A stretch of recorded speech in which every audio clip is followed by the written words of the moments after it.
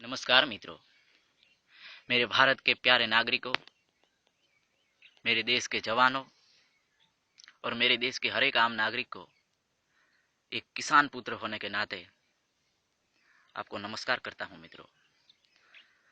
मित्रों, आपके समक्ष किसानों और आम नागरिकों की बात रखने के लिए जा रहा हूं और मेरी बात एक बार अवश्य सुन ले मित्रों, प्लीज एक बार अवश्य सुनना। मित्रों, मैं एक बात स्पष्ट करूं कि मैं किसी का विरोध नहीं करना चाहता, किसी का समर्थन नहीं करना चाहता। जो भी बात है बताना चाहता हूं, भारत का रहने वाला हूं, भारत की बात सुनाता हूं। मित्रों, आज 23 जनवरी और आप सभी को 26 जनवरी की हार्दिक हार्दिक शुभकामनाएं सहे दिल से। मित्रों, आज 23 जनवरी यानी कि नोटबंदी का 75 दिन हो चुका है। समस्या अभी तक जैसी ही तैसी ही है। मोदी साहब ने नोटबंदी का फैसला लिया, मेरे देश का आम नागरिक खुशी से झूम उठा, सोचने लगा अब भ्रष्टाचार बंद होगा, काला धन बाहर आएगा, लेकिन ऐसा कुछ नहीं हुआ है। मित्रों, भारत का कोई भी अमीर व्यक्ति अभी तक लाइन में नजर नहीं आया है। भारत देश का कोई राजनेता, कोई भी पार्टी का हो, अभी तक लाइन में नजर नहीं आया है। क्यों? उनके पास पुरानी करेंसी नहीं थी क्या? उनके पास नोट नहीं थी क्या?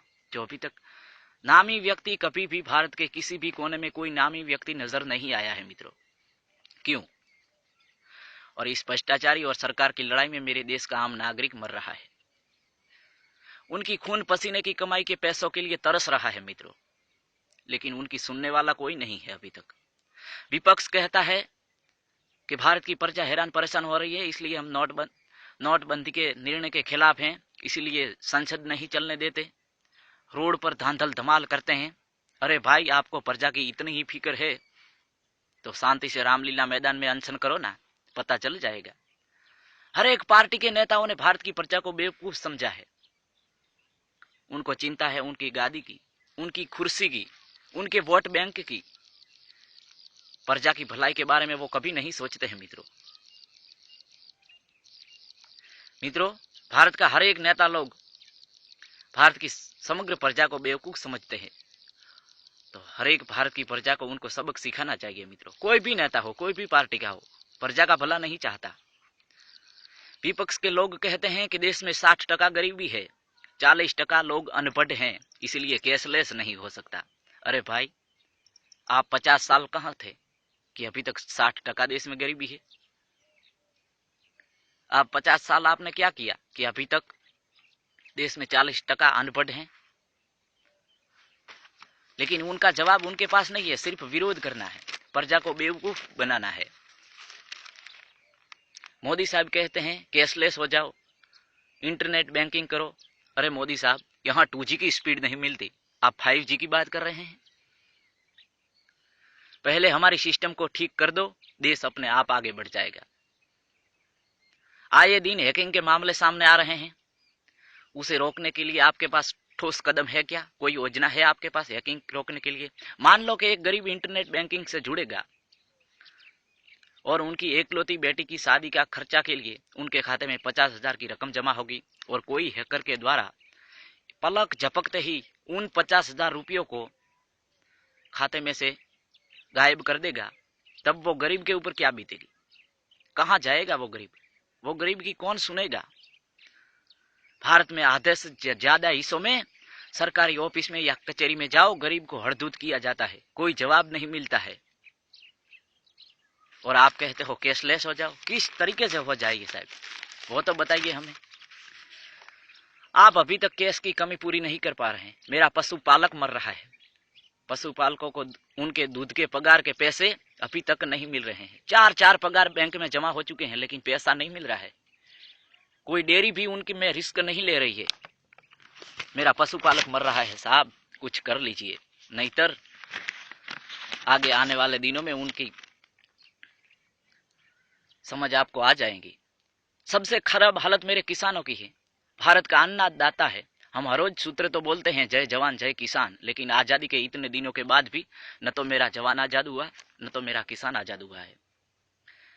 मेरे देश में 3 चीजें ही महंगी नहीं हुई हैं, बाकी सब महंगा हो गया है। सिर्फ 3 चीजें बची हैं तीन चीजें ऐसी हैं जो अभी तक महंगी नहीं हुई है, और वो है मेरे देश की बेटी की इज्जत जो अभी तक महंगी नहीं हुई है, और दूसरी है मेरे देश के किसानों की जिंदगी जो अभी तक सस्ती है, कहीं भी आत्महत्या कर लो कोई नहीं पूछेगा, और तीसरी चीज ये है मेरे जवानों की शहीदी। सरहद पे हर रोज शहीद हो रहा है, लेकिन कभी भी नेताओं ने आंसू नहीं बहाए हैं उन पे ऊपर।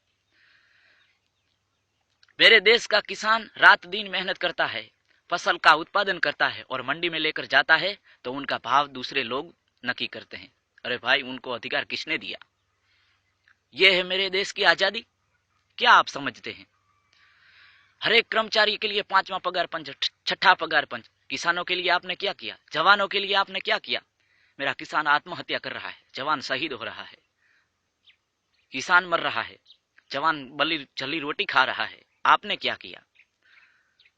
अरे भाई, कई सरकारें आई, कई योजनाएं बनी, लेकिन सिर्फ कागज के ऊपर। न तो किसानों को मिला कुछ, न तो जवानों को मिला।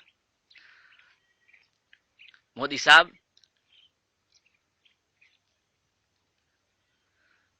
और अब मोदी साहब कहते हैं कैशलेस हो जाओ, तो अब तो किसान मंडी में माल लेकर जाएगा, 3-4 दिनों के बाद माल बिकेगा, फिर चेक मिलेगा, 10-15 दिनों के बाद चेक पास हो जाएगा, फिर किसानों को पैसा मिलेगा। कितना किसान, मेरा किसान कितना हैरान परेशान हो जाएगा। आपने सोचा है कभी? मेरे किसानों को कर्जा कौन देगा? सोचा है कभी आपने? पहले तो मेरा किसान मंडी में जाता था, माल बिके या ना बिके, सीधे 50,000 लाख 1 रुपया सीधा उपाड़ कर लेता था। वो कौन देगा? आपने कभी नहीं सोचा मोदी साहब।